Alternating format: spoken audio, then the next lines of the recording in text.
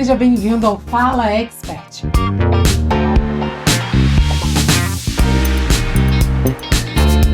Hoje eu tô com o Dr. Antônio Carlos, meu amigo, uma pessoa que eu tenho profunda admiração, e eu vou ler o currículo dele só para vocês entenderem como é que vai funcionar essa dinâmica hoje.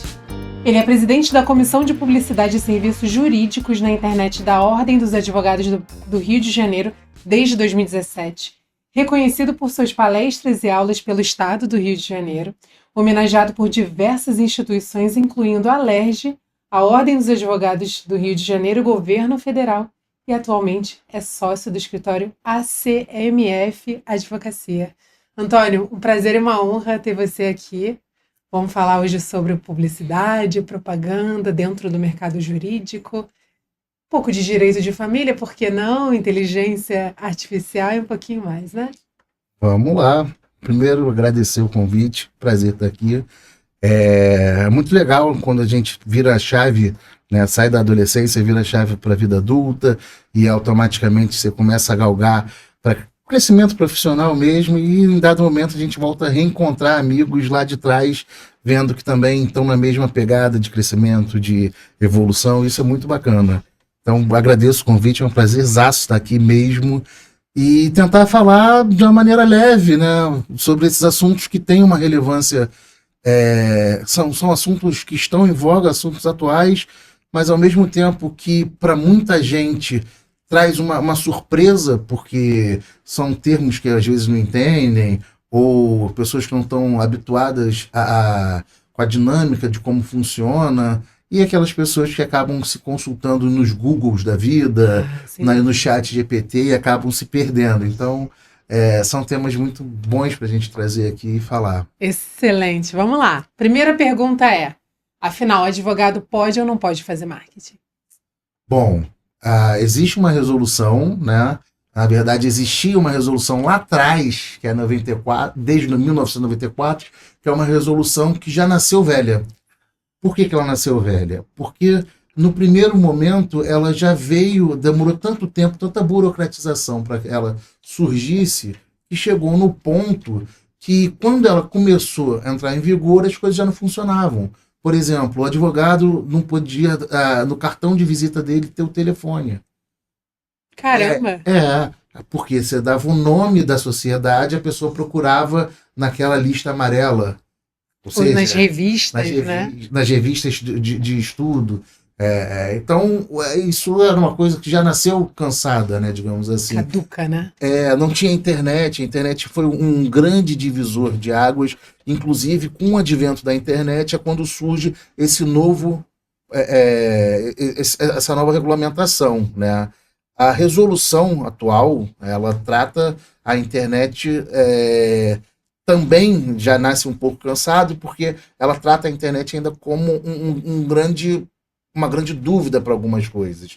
E quando você tem a dúvida, você acaba tendo dificuldade de fazer com que aquela lei, né, tenha a sua eficácia. Isso acontece muito porque, às vezes, vocês que eu falo assim, a criação da lei, ela é feita por pessoas que não entendem daquilo para regulamentar. Então, quando você traz uma pessoa que não entende do assunto para regulamentar esse assunto, vai ser muito difícil ela conseguir contemporizar e diminuir o que é necessário para a criação de uma lei. E eu dou vários exemplos. A gente tem o Estatuto da Criança e Adolescente, que é uma lei maravilhosa no papel. Sim. Mas é uma lei que veio lá de fora, traduzida para o Brasil, e aqui ela não tem como entrar em vigor. Não tem como. A quantidade de direito que a criança tem, a maioria das famílias não consegue nem cumprir. De tão utópica que é a lei. A lei é maravilhosa, mas não se aplica ao Brasil. Então, vou te propor uma atividade. Você vai falar pode ou não pode? Então, advogado pode ter site? Pode.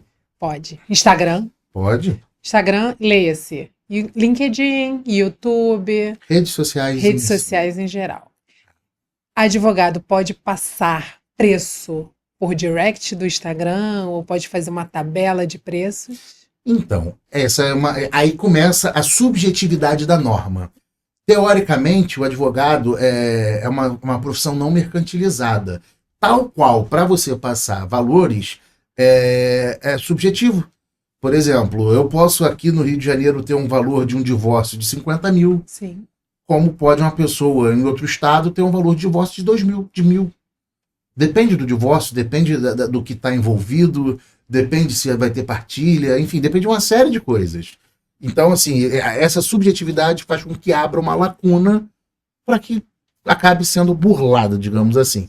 Porém, existe na Ordem dos Advogados do Brasil uma tabela de honorários mínimos a ser seguido. E essa tabela fica disponível através do site da OAB. Então, assim, esse patamar de honorários mínimos é ali uma ideia remota do que pode ou não ser cobrado. Ah, excelente. E falando agora em Lei Geral de Proteção dos Dados, né? LGPD, o que é e o que a gente pode esperar das empresas em relação à LGPD? A LGPD é uma coisa linda. É uma coisa linda. Só que assim, vamos lá, vou voltar um pouquinho, tá? Fazer uma analogia para a gente ter bem exemplificativo o que é o raciocínio. Vamos lá. Por que a lei seca pegou no estado do Rio de Janeiro? Porque foram meses massivamente trabalhando. Olha, lei seca, não pode dirigir bebê. Agora é lei seca, nada, não é um pouquinho, não é um copinho, é lei seca. Ó, quem for pego é multa de tanto. For pego, vai ser preso, vai ser assim. Se envolver no centro de trânsito é assado. Foram anos massificando a informação de que a lei é seca, não pode beber.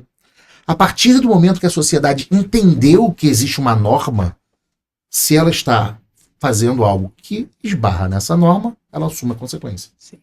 Então, a lei seca entrou em vigor depois de todo um período educacional. O que ela teve? O momento de sanção. Uhum.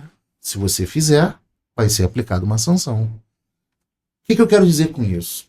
A LGPD, tal qual a UECA, veio lá de fora, do interesse de um estudo muito mais amplo, certo, meio que traduzido para o Brasil, porém, não existem penalidades. As penalidades são multas que, para aplicar, a gente volta de novo na subjetividade. Então, assim, são multas que muitas vezes não são aplicadas. Para piorar, a LGPD não tem um lado criminal, não tem um lado penal. Não. E aí, assim, multa, se recorre, paga ou não. Enfim, existe toda uma questão de demanda tributária também para ser analisado em cada caso, mas, de fato, não há uma penalidade para a empresa, não há uma penalidade, de fato, para o responsável. Então, a LGPD, ela é linda, porém, a gente esbarra de novo na questão da eficácia.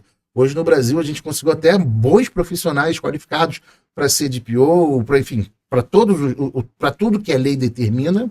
Vários advogados se especializaram, entenderam a necessidade, entenderam a responsabilidade da lei, porém, os próprios empresários olham e falam, tá, uma coisa ou outra eles adequam, uma coisa ou outra, né, que foi o batido na parte educacional foi mudado, mas muita coisa, por não ter a LGPD criminal, por não ter uma sanção de fato incisiva. Nem uma fiscalização incisiva, né? Não, há fiscalização, mas é subjetivo. Uhum.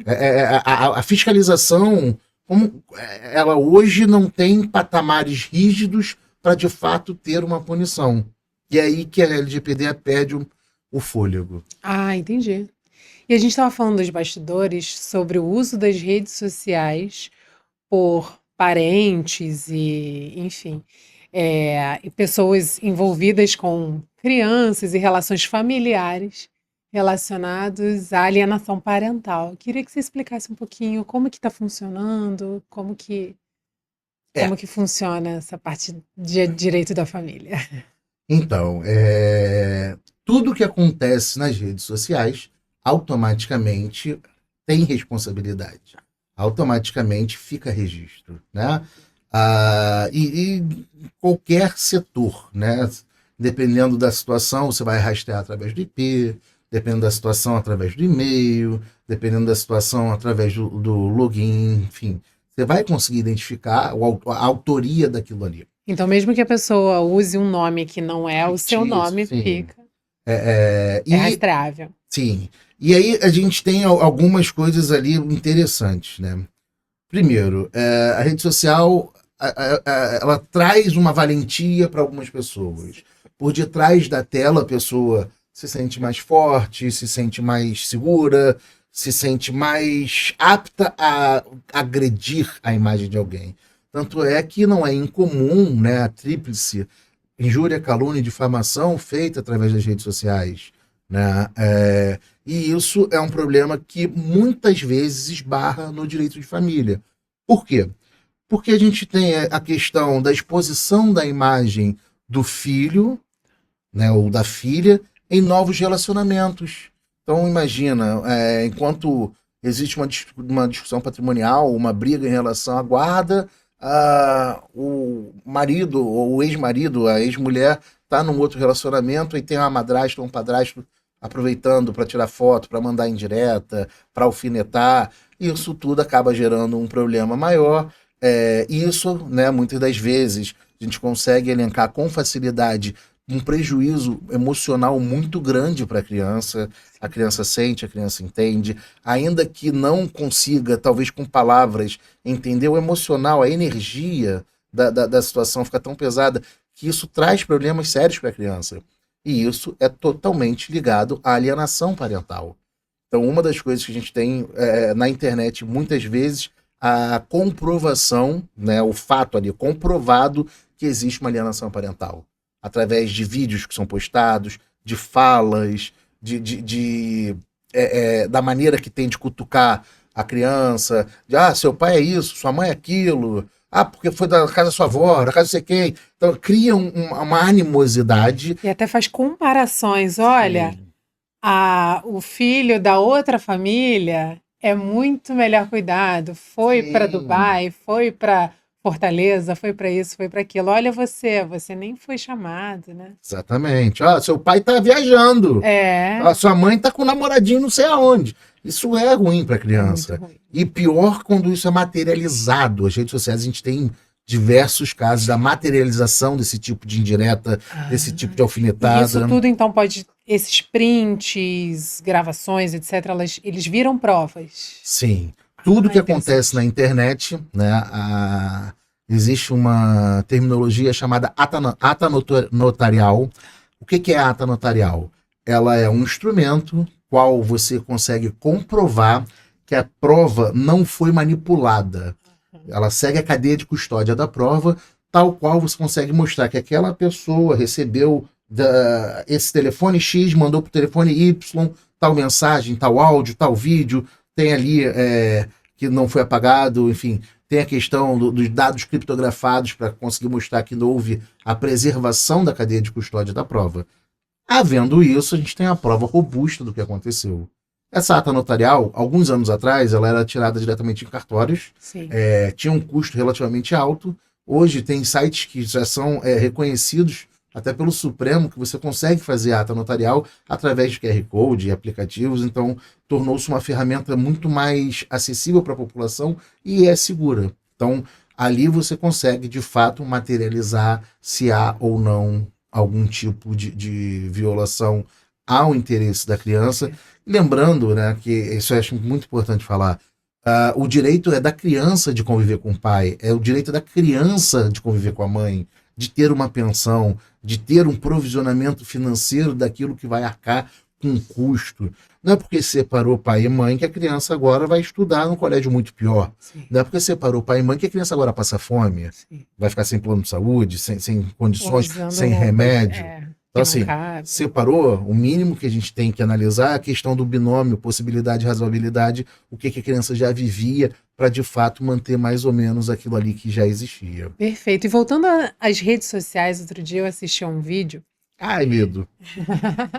De uma moça que tem 2 filhos, e aí ela estava mostrando a alegria dos filhos, do pequenininho e do adolescente, ao chegar o namorado.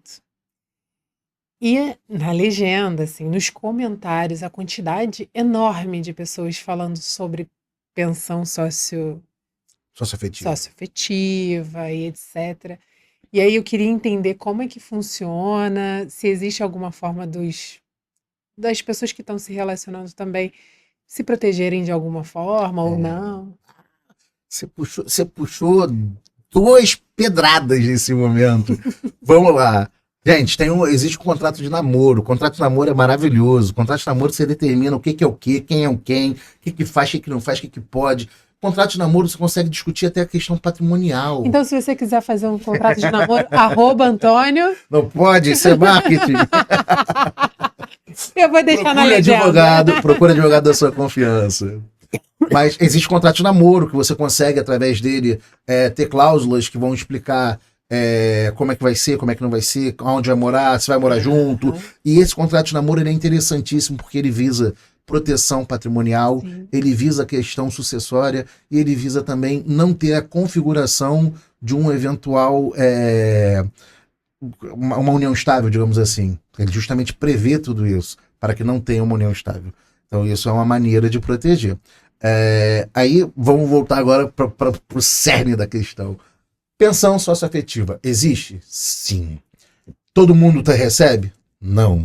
Se você tem no Brasil uma dificuldade da quantidade enorme de pai que não paga pensão para o filho, pelo amor de Deus, o padrasto é mais difícil. Mas assim, existe um instituto? Sim. Não tem como falar que não existe. Existe. É um instituto que vem sendo aplicado? Sim. Justamente pelo seguinte, a partir do momento que um homem, né, um homem que eu falo adulto, né, um homem ou mulher, mas adulto. Um ser humano. Um homem já formação de um homem, cabeça de um homem adulto.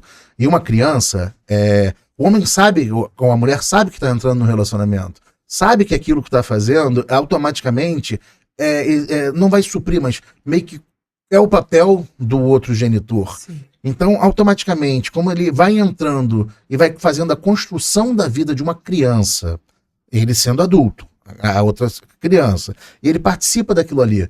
Ele está sendo a imagem da criança por anos, enquanto existe um relacionamento. A partir do momento que esse relacionamento acaba, é a mesma coisa, o mesmo binômio, a mesma questão lá atrás que a gente discutiu sobre o pai e a mãe se separando. O pai e a mãe se separou, mas a criança tem uma realidade.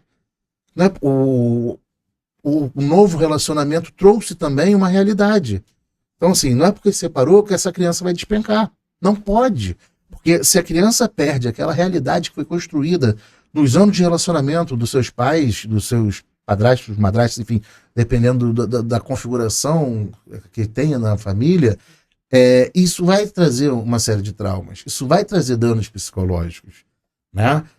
Então, a pensão socioafetiva ela vem justamente para que não haja isso. Né?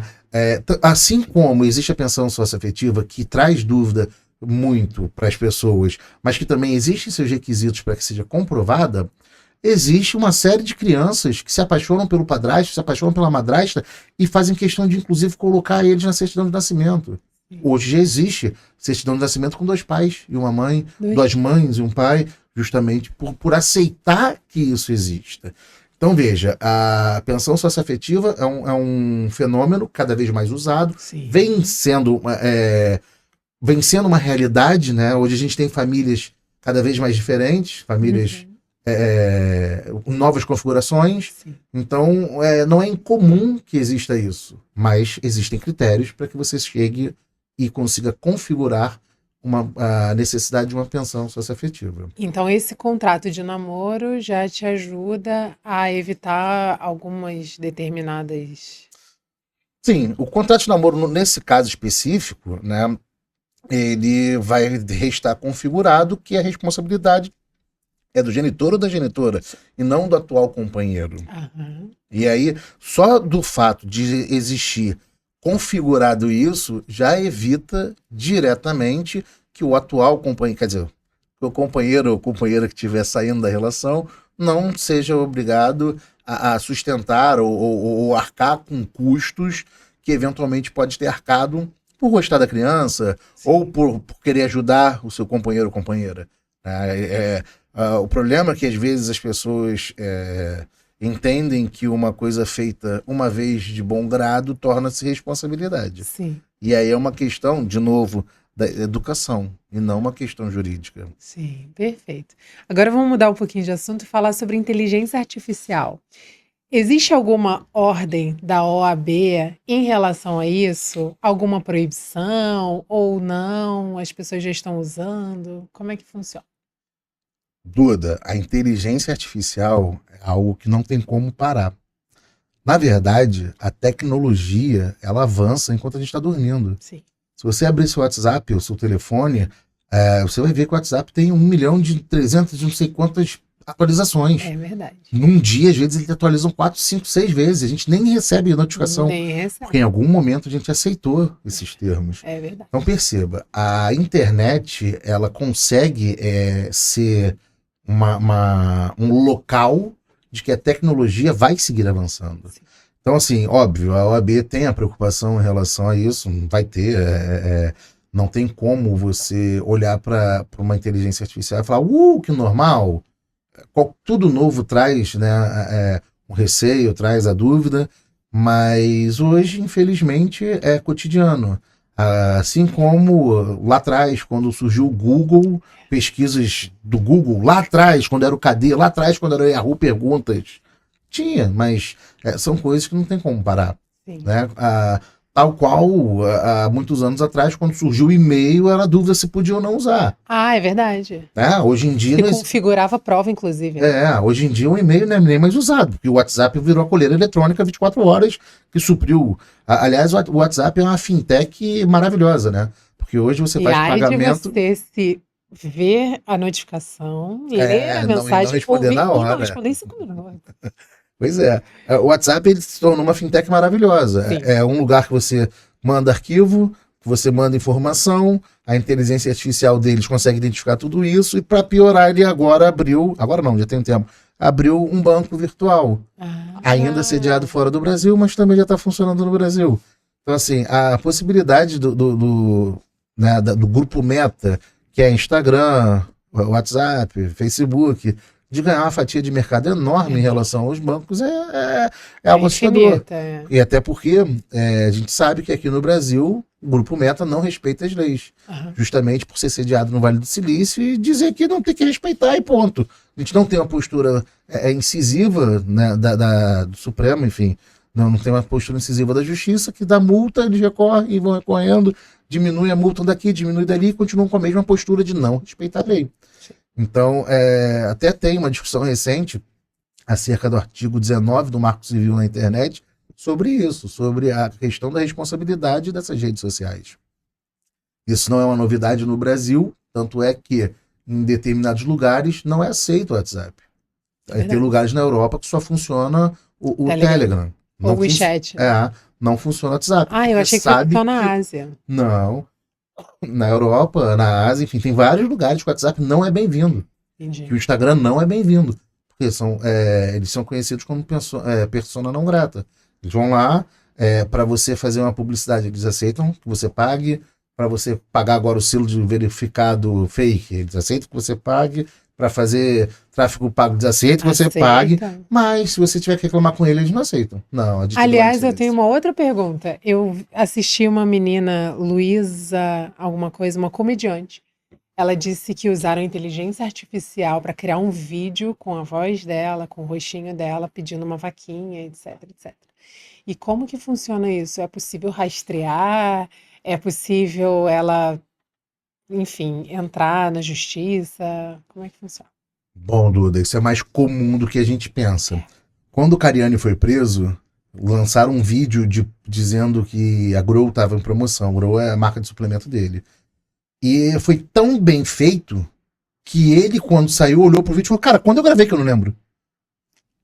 Foi tipo isso. Ele, cara, eu? Não, eu? O cara falou, ele ficou em dúvida se era ele. Ele ficou em dúvida. Exatamente. Então, assim, você vê que a inteligência artificial está alcançando patamares cada vez mais agressivos. Né? Não só no chat GPT, você criar uma carta de amor maravilhosa, criar um contrato em 3 cliques, mas também hoje a gente tem, isso eu acho sensacional. Eu vi uma menina de 17 anos, ela tirou foto do pé dela, foto da mão de uma amiga, da barriga da outra amiga, a bunda de uma amiga, o peito de outra, blá, blá, criou uma mulher um avatar fake dentro da inteligência artificial. Esse avatar fake ela colocou no OnlyFans e ela tá ganhando dinheiro vendendo o pack do robô. E vende. Porque existe um marketing por trás ali falando que é bom, que é sensacional, que é vídeo todo dia, que é isso e aquilo. E existe. Isso aí pouca gente sabe, né? Aliás, pouca gente sabe.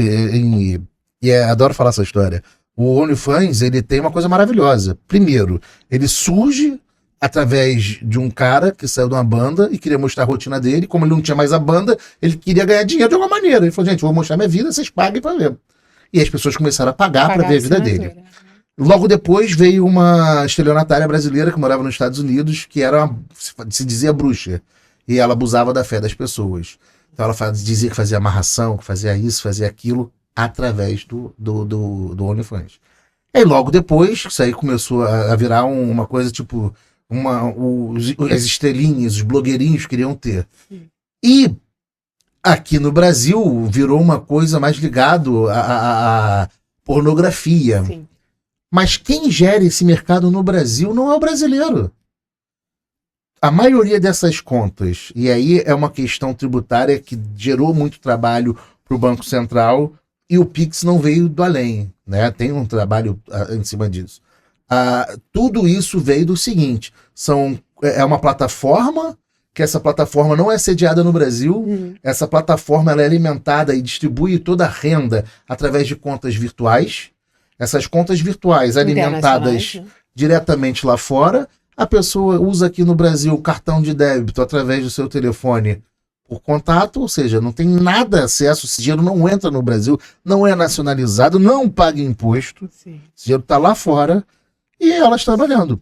Automaticamente, esquece o fluxo do dinheiro agora. Quem alimenta esse mercado é a parte da Arábia. São os homens lá que não podem ver a mulher sem burca. Um homem lá que tem fetiche de ver como é o corpo da mulher porque ele não pode, porque não casou, porque não pode. Ali tem bloqueio no Google, bloqueio nos lugares para que ele tenha acesso à pornografia. Então ele compra esses packs para que ele possa ter acesso no telefone dele. E aí, através disso, cria-se um outro mercado, que é o mercado de videochamada, mercado que eles chamam da personalização da mulher, que é a mulher diretamente ligando para eles, enfim, e é todo esse mercado de OnlyFans da vida. Caramba, então para quem ainda não conhece, o OnlyFans é como se fosse, sei lá, a revista Playboy de antigamente, né? Tem uma assinatura, a pessoa paga uma assinatura mensal e a diferença é que pode falar diretamente com aquela pessoa que você pagou a assinatura. E aí através de chat, etc. Né? E não só pornografia, gente. Isso pelo amor de Deus. Ali inclusive, também... eu ouvi falar que o OnlyFans quer mudar essa chave. Eu ia falar isso agora. O OnlyFans e o Privacy estão investindo pesado em todos os humoristas do Brasil. Também humoristas. A Bruna Luiz acabou de entrar. Aquele cabeçudo lá de São Paulo, tem que pegar um Uber de orelha por orelha, esqueci o nome dele lá. Matheus Ceará. Não, ele que fala isso. O Thiago Ventura. Essa galera dele também já está sendo cutucada. Então, assim, a tendência é que outros nichos migrem para isso. É porque as pessoas hoje, né, esses grandes, né, Bruna Luiz e Thiago Ventura, 4 amigos, eles ganham dinheiro através de canal de YouTube. Quem remunera é o YouTube. Então, a partir do momento que eles podem fazer vídeos e ser remunerados mensalmente, pode ser que até haja uma migração de YouTube para o OnlyFans, né? Pode ser. Na verdade, eu acho que o YouTube ele nunca vai perder a força, porque ele consegue ter ali ele valoriza quem de fato cria conteúdo de qualidade. Pode né? ser que ele valorize mais, que ele tente pagar que ele diminua esse ato, mas o YouTube acho que não cai. É muita empresa pagando pesado, é muita parceria, mas pode ser que assim como o TikTok, quando surgiu, enfraqueceu as pernas do Instagram, né? Pode ser que alguma manobra enfraqueça um pouco o YouTube, ou faça com que ele mude a filosofia para que seja uma coisa mais humana para a galera que cria conteúdo. Que criar conteúdo, apesar de muita gente achar fácil, não é fácil. Não é fácil. Eu queria que você me indicasse 3 inteligências artificiais para advogados que estão começando, que querem começar a estudar esse assunto. De cabeça, assim, 2, 3 já? É. Meu Deus. De cabeça. Vou indicar uma que eu uso. Não sou advogada, tá, gente? ChatGPT eu uso bastante para me ajudar a criar conteúdo, roteiros até do podcast, roteiros enfim, de redes sociais. Então, Duda, assim, eu poderia falar 3, 5, 10 nomes aqui, eu tenho até de cabeça, mas não gostaria de falar. Tá bom. Porque, assim, não é falsa. Não é por falsa modéstia, nada do gênero. Mas eu tenho uma preocupação muito grande com o uso dessas ferramentas pelo seguinte, que talvez é isso que as pessoas hoje têm a maior dificuldade. Uhum. Primeiro, já existe, né, dentro dos cartórios, juízes e desembargadores vendo se existe ou não algum critério utilizado nas petições por inteligência artificial. Interessante. Assim como você coloca lá e fala inteligência artificial faça, você tem as inteligências artificiais de contra-inteligência artificial que você submete ali e você identifica se foi feito ou não. É mais ou menos o que era feito lá nos livros para ver se tinha ou não plágio. Sim. Então, a maioria das inteligências artificiais que nós temos hoje no Brasil, no mundo, são inteligências artificiais cruas. Tá. São inteligências artificiais que não são inteligentes. Elas são inteligências artificiais submetidas a informações que estão ali na internet. Sendo alimentadas. Né? E assim, a alimentação é uma coisa que preocupa. Sim. Às vezes, quando ela não tem uma informação, ela cria. Ela vai pegar de uma reportagem que pode ser fake. Ela vai pegar de uma jurisprudência que alguém pode ter feito a redação brincando com outro e ela achou em algum buraco da internet. Um fórum. Então, assim, hoje a utilização da inteligência artificial para advogado é uma coisa muito criteriosa. Tem que ter muito cuidado, porque a jurisprudência que eles informam não é real. Às vezes, o que eles tentam trazer ali de orientação dentro dos artigos não é real. Então, assim, eu tenho medo de indicar Sim. E, de fato, colocar as pessoas em risco. Claro, então, perfeito. Não acho que é prudente, não ficaria à vontade com isso. Não, tá ótimo. E pra gente encerrar, eu quero um conselho de elevador. Cara, você falou do conselho de elevador.